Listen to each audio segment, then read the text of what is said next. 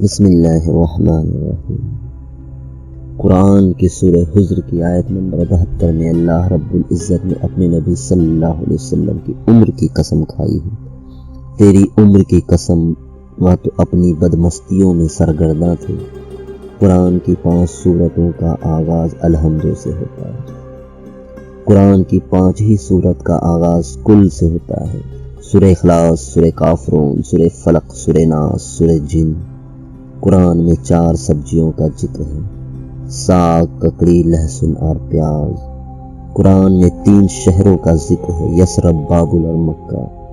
قرآن میں 4 پہاڑوں کا ذکر ہے: کوہ جودی، کوہ صفا، کوہ مروہ اور کوہ طور۔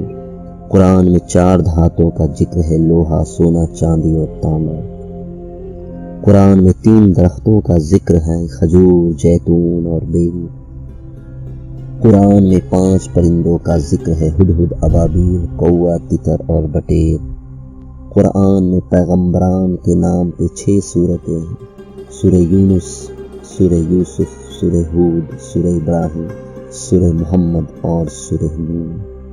قرآن کی 3 سورتیں جن کا نام ان کے لفظ سے لیا گیا ہے: طٰہٰ، یاسین اور قاف۔ قرآن میں لفظ رحمان 57 اور رحیم 114 مرتبہ آیا ہے۔ قرآن میں لفظ ابلیس 11 مرتبہ آیا ہے۔ قرآن میں انسانوں میں سب سے زیادہ ذکر سیدنا موسیٰ علیہ السلام کا آیا ہے، کم و بیش 136 بار۔